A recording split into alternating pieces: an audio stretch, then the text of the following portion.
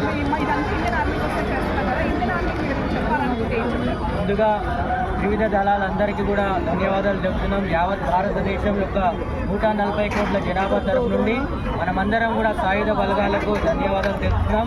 ఈరోజు ప్రశాంతంగా మనం నిద్రపోతున్నామంటే వారి సరిహద్దుల్లో చేసే పోరాట ఫలితమే అని మనమందరం కూడా గుర్తించాలి. అలాగే ఆపరేషన్ సింధూర్ విజయవంతమైనందుకు దేశం మొత్తం మీద తిరంగా యాత్రని మనం చేపడుతున్నాం. అదేవిధంగా ఈరోజు భాగ్యనగరంలో చెలో ట్యాంక్మెంట్ అనే పిలుపు మేరకు వేలాదిగా లక్షలాదిగా తరలి వచ్చిన దేశభక్తులందరికీ కృతజ్ఞతలు తెలుపుకుంటున్నాం. మనం సరిహద్దుల్లో సైనికులు ఎంత ముఖ్యమో మనం దేశం లోపల కూడా దేశద్రోహులను ఎరవేయడానికి ప్రతి ఒక్క పౌరుడు కూడా తన వంతు కృషిగా సహకరించాలని కోరుకుంటున్నాం. అలాగే మనం ఎప్పుడైతే విదేశీ వస్తువులను బహిష్కరించి స్వదేశీ వస్తువులను వాడతామో అప్పుడు దేశ ఆర్థిక పరిస్థితి కూడా బాగుంటుంది. పరోక్షంగా ఏదైతే శత్రు దేశాలకు సహకరిస్తున్నాయో అట్లాంటి దేశాలకు మనము బుద్ధి చెప్పాల్సిన అవసరం ఉంది, ఎంతైనా ఉంది.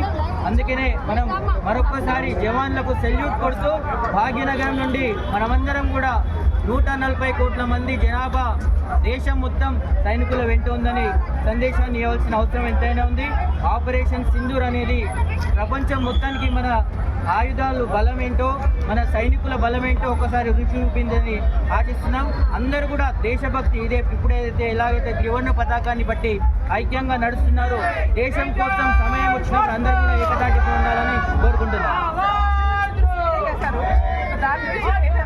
ఎప్పుడైనా మన భారతదేశంలో నారీ శక్తిని గౌరవించే సంస్కృతి సంప్రదాయం అనాది నుంచి ఉంది కాబట్టి మనం భారత మాతగా కొలుస్తాం. అలాగే శక్తి స్వరూపిణి దుర్గా మాతగా కొలుస్తాం.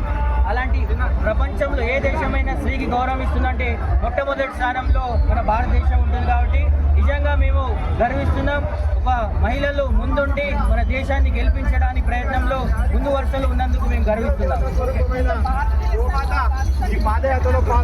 ఖచ్చితంగా ప్రపంచం మొత్తం చూసింది.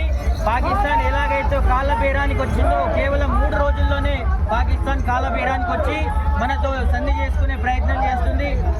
మరి నరేంద్ర మోడీ గారి నాయకత్వంలో వారికి ఇది ఒక హెచ్చరికలా ఉంటుంది. ఇంకోసారి ఇలాంటి ఉల్లంఘనలు ఏమైనా జరిగితే డైరెక్ట్గా యుద్ధం చేసి పాకిస్తాన్ మొత్తం లేకుండానే చేసే ప్రయత్నం అని కూడా హెచ్చరిస్తున్నాం. Thank you sir. భారత్ మాతాకి జై.